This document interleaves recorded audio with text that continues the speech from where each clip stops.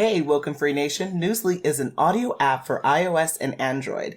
It picks up web articles about the most trending topics on the web at any given moment and reads them to you in a natural human voice. For the first time in the history of the internet, the entire web becomes listenable. Browse articles from topics you choose and start playing. Stop scrolling, start listening. You can follow any topic as specific as you like, from sports, science to Bitcoin, or even one of your favorite celebrities. It will find you the latest articles and read them to you aloud. And they have podcasts as well. Explore trending podcasts from over 50 countries. Our podcast, WokeNFree, is there too. Now let's get into the episode.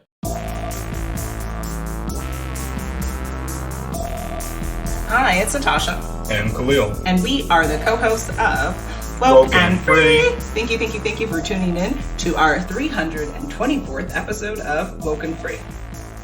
This week, we are so excited to be discussing educational empowerment with the founder of A Step Ahead Tutoring Services. How exciting.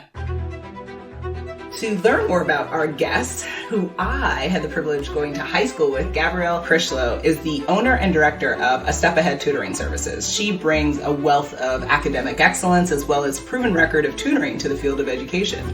To learn more about her, let's dive right in. So she received her master's degree in clinical mental health counseling from St. John's University in 2015. While she attended the university, she worked at two companies where she tutored students at no cost to them. While she was working at both companies, she saw the academic struggles of working class families that were disproportionately African American, Hispanic, and South Asian. She believed that their allotment of hours, which was 26 hours of tutoring for the entire year, was definitely not enough for them. Furthermore, she believed that the students in these families tended to have unknown learning disabilities and were almost illiterate and undereducated. Gabrielle reached a point when she realized that these students deserved more than what these companies offered them. A light bulb went off in her head, and she had that thought, I'll start my own company. And Gabrielle's experiences at these companies provided her with the insights that she needed to excel at and enjoy tutoring while inspiring other tutors to do the same. So she founded A Step Ahead Tutoring Services in 2013 and has operated ever since. And we are so excited to talk with her and learn even more about her story. Now, before we start the main topic, what we do on our podcast is we like to share a little bit about ourselves. This week, we're asking, do you say autumn or atom? You mean autumn? Autumn or atom? Or No, that's people say it different ways. So it's interesting. That's just the question. How do you pronounce autumn or atom? Or how do you, I don't know, what are the ways that you can pronounce Gabrielle, it? what do you think? I would say autumn, but I don't know. I say autumn. Autumn. Yeah, I would agree with that. So you don't I've never say even autumn? heard it say another that might be way. Canadian or something. Maybe it's another I'm not land. sure, but Or people say that. Pointless questions, Khalil. This is just what comes up. And so you agree you'd say autumn? Autumn, yes. Okay. Perfect. All right. Well, then with that funky do question, let's jump into our questions with you, Gabrielle.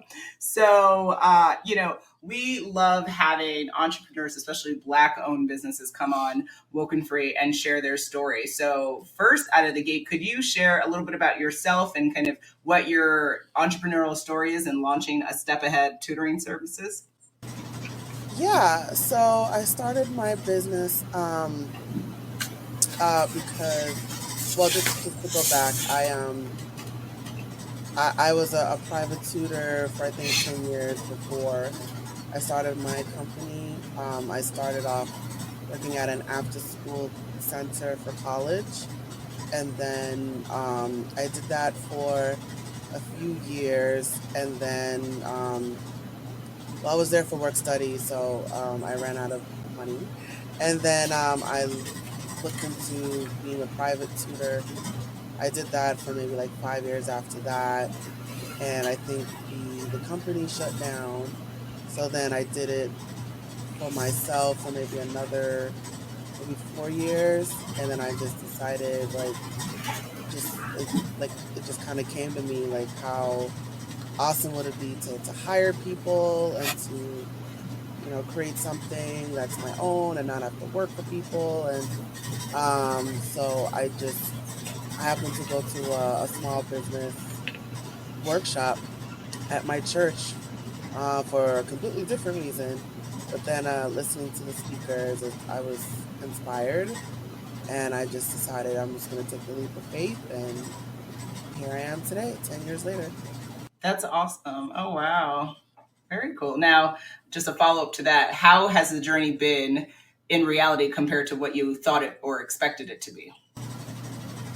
Well, definitely I got myself in a lot of financial debt, so I didn't expect that. Mm. So it's a financial investment for sure.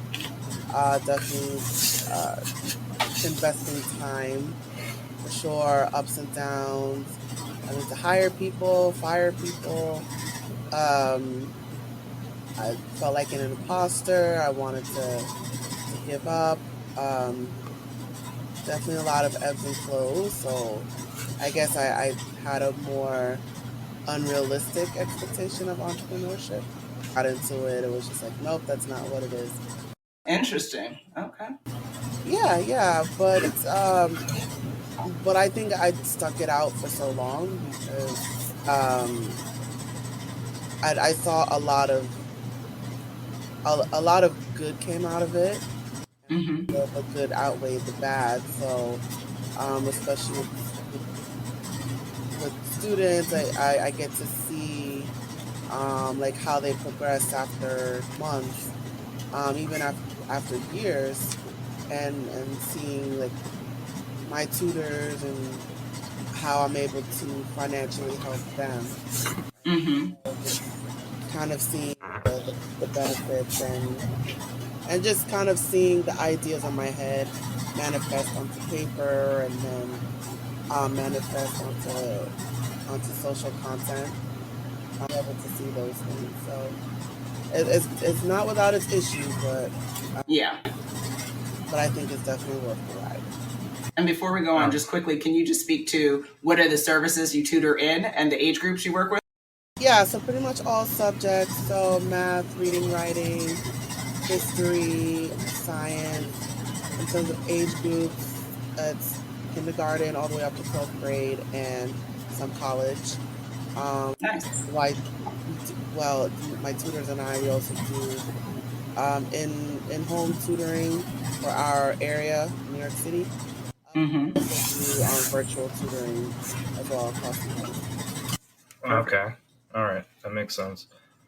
Are there any internal tests or common scenarios that are great indicators for parents to know, like when it's time to sign their child up for tutoring? I would say as early as possible. Unfortunately, I tend to get the parents that wait until the last minute. They wait until the child is failing, or they usually try to do it themselves, and then when they can't, that's when they outsource. But so I usually say like preventative better than reactive. So get them in early, as young as 4, and start them early, and not kind of waiting until something goes. Okay. That makes sense. Yeah, that makes sense. And then for us, like when, me and Khalil, we met, when we were freshmen in college at Penn State. And one of the most, we have a lot of differences between us, but one of the most striking differences is when we were discussing our educational journeys. He had shared with me prior to college, he had never really had to study. He just got it like that, which is, 2 thumbs up to you, but I was steaming on the inside. Because as you remember from high school, we go all the way back from there. I took academics quite seriously, and I love being a nerd. I will always be a nerd.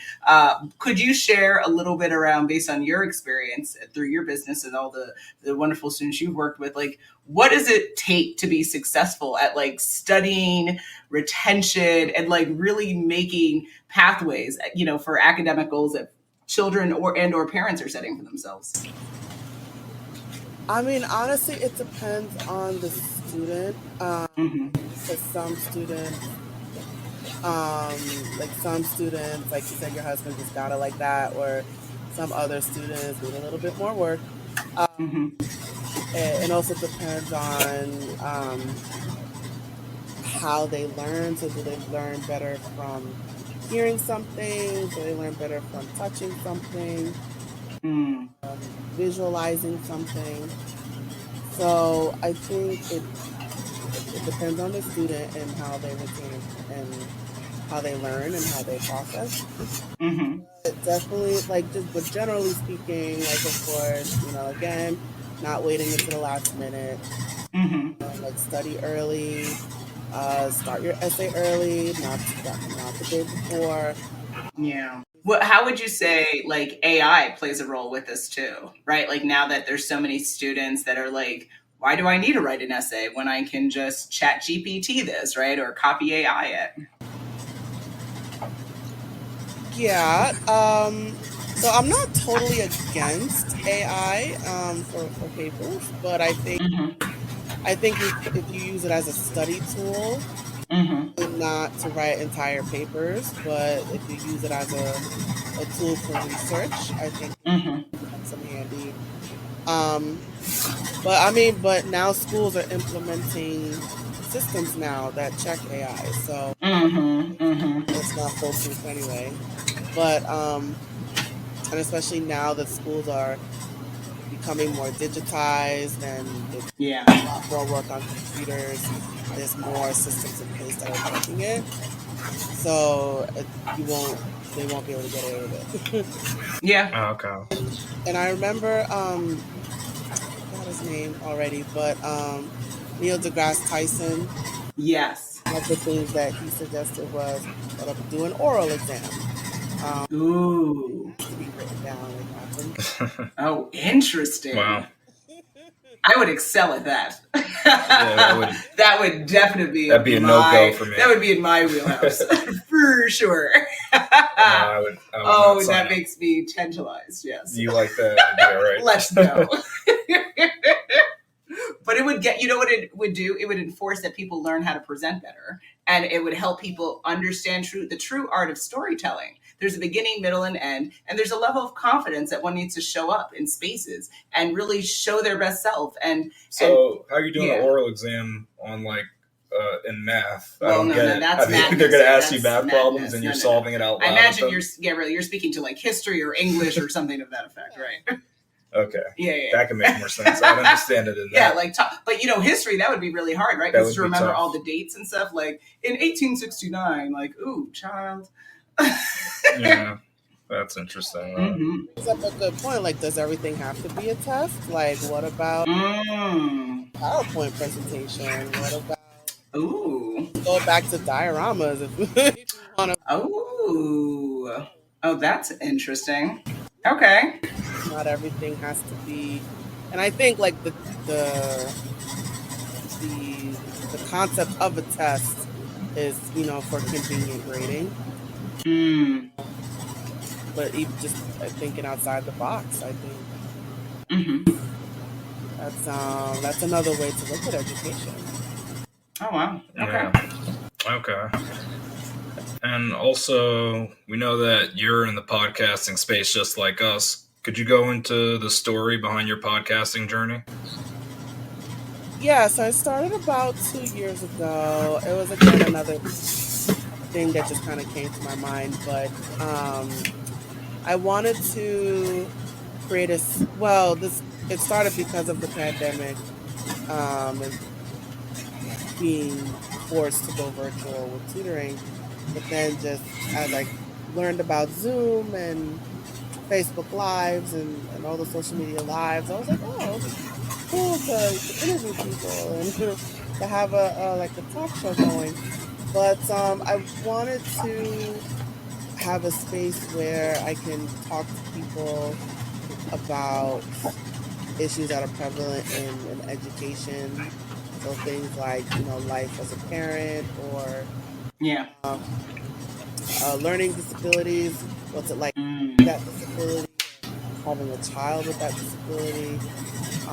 And then the more I dived into it, the more I wanted to learn about, I always wanted to know what homeschooling was all about. And so find somebody that does that. And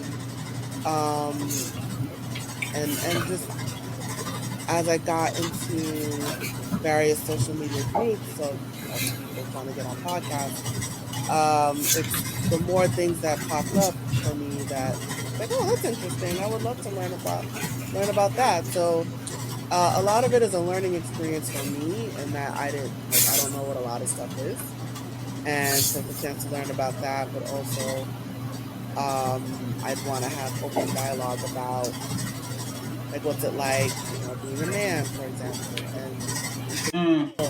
um, so a lot of different things. So it's an educational, it's a learning journey for me, in that it's a chance for me to talk to people about things that I never knew, but it's a chance Mm. for people to tell their stories, and especially with my counseling background, like I know how to kind of manipulate the conversation. It's to get people to say things and open up and say things they never thought they would say. But Mm. it's a chance for people to open up about their experiences and for people to learn about it. So it just uh, the same way with entrepreneurship, how I kind of had this unrealistic expectation.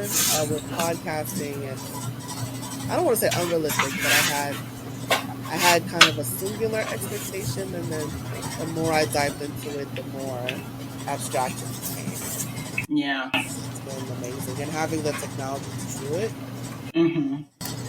which I think podcasting just seems to be more popular. Everyone wants to start one. Yeah.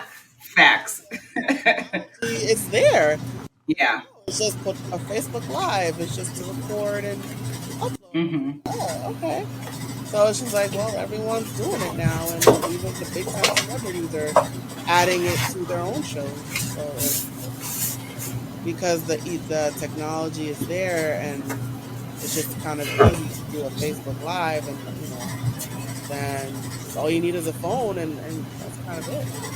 Yeah. Absolutely. It is incredible how technology has really leveled the playing field for so many people to become content creators and podcasters. And it is interesting that like now everyone is like, well, everybody and their mama got a voice, and that's always been true. But but yeah, everyone has a podcast, and I think I'm glad that you spoke to the expectations again versus reality, just because people need to understand that like I want to be an entrepreneur, I want to be a content creator, I want to be a podcaster is going to be very different in reality than expectation, but what's important, I think, for us, at least what we're trying to do is obviously, yes, like you always want your numbers to grow and you want to look at your metrics, but we can't anchor success in the metrics alone, right? But it's really more to kind of what you spoke to, which is like, what are the meaningful conversations you're having? How are you educating people? So if someone listened to your content, if they took 5 minutes out of their day, like, how is their day better from this, right? That's the measure of success. Not like, ooh, I got 500,000 downloads. Like, yeah, that's cool, but like, how are you changing the world,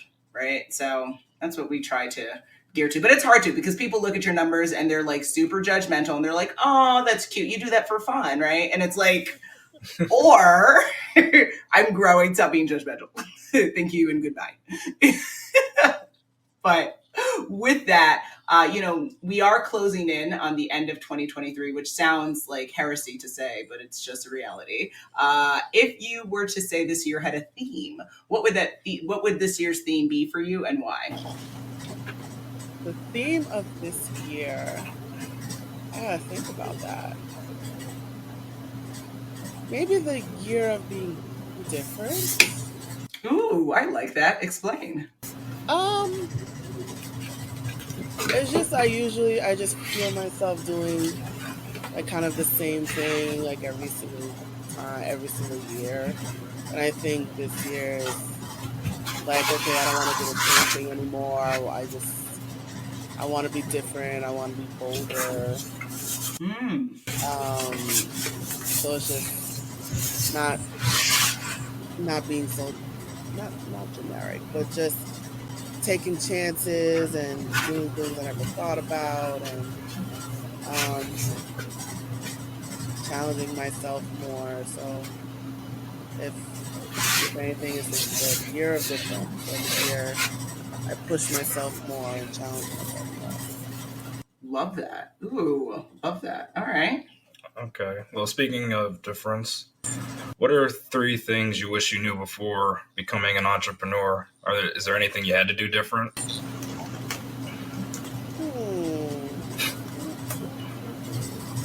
Well, not getting in so much debt. Okay. Let's see what you can do for free. I think that's one. Let's see, 2. I think I made the mistake of trying to hire right away. I would have tried to build myself first and then hire. So I would have hired right away. So let's see. Let's see. So, and the third one, I don't think about it.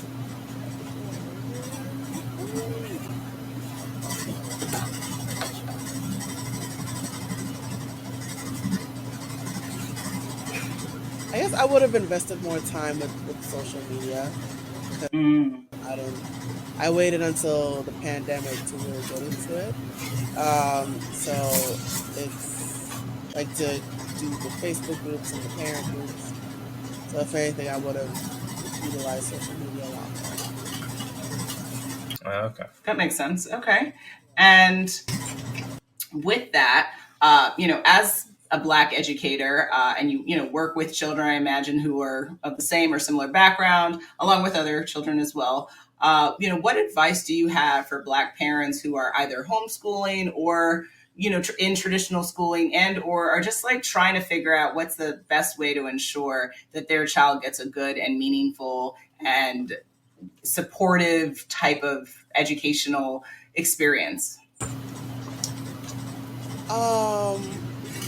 Well, a couple things. I think one is, you have to invest for the best.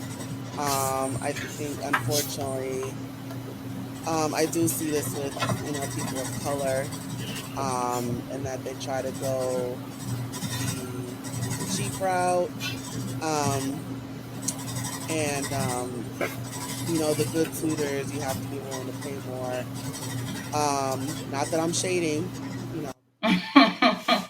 Yeah. You see patterns. Yeah. They tend to go for the priorities are education's at the bottom. What's at the top is like sneakers, clothes. I do see that pattern there, particularly color. So education, so put more value in education. And I would say I understand the needs. This might be controversial, but I understand the importance of you want the tutors to be Black or the teachers to be Black or the same race as a child, and I can understand that. Sometimes it's not always about skin color; it's about content. Content of your character. So, so be open to different races, different ethnicities, to achieve the same goal. Absolutely. Yeah. I mean, to speak to that, I would say, like, for me, I grew up, in Stuyvesant Town, Manhattan. And I always felt like I struggled, not necessarily feeling connected or feeling more like seen by my teacher. But whenever I did have a teacher, like I had my 3rd grade math teacher, she was a Black woman and she was like strict. And that was very similar to like how I grew up in my Jamaican household. And I don't know, I just felt more seen and I felt like she cared more. Like when she would spend time to like work with me on like, why was I getting it wrong? It hit different. And I hear what you're saying about it's not always like you can learn and you can grow working with anyone of any different background. 100% believe that. But there is something really special where like we take KJ to doctors and we have a lot of, for whatever the reason, a lot of Black doctors here in Arizona that he's seen.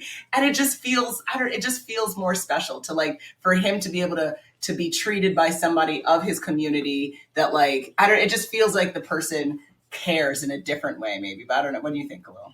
No, I think it's interesting. It's because growing up, you didn't have many educators that were Black, Yeah. but that's all I had. I only had white educators in high school. But growing up, prior it was to that, only, it was only because I was in black. private school Interesting. most of my schooling. And did you feel life. more connected to your teachers at all, or? I mean, I didn't realize I did. I possibly did, because Okay. it's kind of, I didn't really see a difference, because by the time I got to high school, Yeah. I don't think the teachers would connect to kids on the same level as No, when they were not younger. when they were younger. It was like it was different. a different connection, so I can't really do a comparison to say Gotcha. if I grew up and it was only like white teachers that were Would teaching you me, feel would I feel different? Yeah, The one thing I do know is, though, being educated by black teachers is they would go beyond the curriculum, so I would learn more about, our history and our ancient history. Yeah, you definitely have a greater grasp of history than I do. Yeah, because I'm just saying, I can't speak on it much, but I don't know if a white teacher would go into that kind of details to go outside. I mean, that's hard. I mean, textbook. I think it's teacher specific, right? Yeah, and it's also, it depends on like what's going on in their day, right? It's really hard to be a good educator when your life is like imploding. But what's a good educator? One that sticks to the curriculum and make sure you get the highest grades, or one that makes sure you just know your history, know who you are, know how to learn? Depends on the outcome, whatever the KPI is, right? So if the KPI is, I want all the kids in the school to score above 90% or higher on their standardized tests, then they would want teachers to really anchor in on, did they know the information to answer the test correctly? But if the KPI is, I want well-rounded, good human being leaders, then it's go beyond the curriculum, ensure that the person understands the history, remembers the history, and is able to apply the history in their actual real-world life, right? So... And then the other dichotomy you got to think about is my peers were all black too, right? Yeah, see, I was always one of 10 or Hispanic. One of 20 black kids. So that has an effect as well. It's not just the teacher, it's also who you're learning with, your classmates. Gabrielle, that's why I loved our high school, because it was like so many black and brown people. I didn't even know what to do with myself, really. I mean, it was so riveting. Yeah, I was like, oh my God, I've never seen this many, like outside of going to Harlem. Like, I was just like, oh my goodness, what is this? Or Queens. But, okay. And then, Khalil, I think you have a question. Yeah. Oh, yeah. Are there any other words of wisdom that you'd like to share with us today? I would just say it's, there's no excuse for you not to know anything. Everything's on the internet, so no shade there. No excuses. Give you the answer. So it's just there's no excuse for you not to know anything. So if you see a word that you don't, and even just if you see a word you don't know, don't just gloss over it. Like, look it up. Or you could just Google it. Google will just tell you. But either way, there's no excuse for you not to know anything. That's a harsh reality, but I appreciate that candor. Absolutely. And with that, we want to know how WokeNFree Nation can support you. So can you please share kind of the best place for people to get in touch with you, to learn more about your business, your podcast? And then, of course, if you have any upcoming events between November, December, we'd love for you to shout that out. Yeah, so no events right now. I wish we were last month, but anyway, yeah. But yeah, you can visit my website if you're looking for any tutoring services, one-on-one, whether you're in person, if you happen to be in my neck of the woods, New York City, or wherever you are in the country. You can get any kind of tutoring service. Just go to our website, www.astepAheadtutoringservices.com. You can also find us on social media as well, on our multiple platforms. So just type in A Step Ahead Tutoring Services and we will pop up. Just look for the pencil with the gray and black tip. That is us. As for our podcast called Hot Topics, which Natasha, you were on. Yep. Find it on any podcast platform. So whatever your favorite platform is, you can find it. Or just, again, type in A Step Ahead Tutoring Services and Hot Topics will pop up. Perfect. Awesome. Okay. Well, thank you so much, Gabrielle. As always, it was fun being on your show. It was fun having you here. And I hope people listen. I hope parents listening will think about what are you prioritizing for your child between now and next year, and how are we gonna shift priorities maybe to lean a little bit more into the cerebral side of life as opposed to the fashion side, which again, I'm a big fan of fashion here, but we gotta know what's most important in life, which is what's in our brain, what's in the noggin. What were you gonna say? So not what's on your feet. That's not important. I mean, it's important to some degree, but like Gabrielle was saying, it's Oh, it's for sneakers. I don't understand that. oof. I know. Well, yeah, aren't they? Don't people pay like thousands of dollars now? And Yeah, this whole sneaker exchange, right? So that's why people are trading sneakers. I don't know if the kids are doing that though. Like, I mean, I don't know what the age starts to when people start trading sneakers, but there's like a sneaker stock exchange basically. We gotta invest in what matters most, which is like, how are you gonna figure out what kind of career you're gonna be? Where do you want to go to school? Like all of that stuff. That starts with tutoring. It starts with your educational pathway. So that's what's most important, y'all. Well, thank you, Gabrielle, and we appreciate you. Yes, thank you. It's coming to the end of our 324th episode of WokeNFree.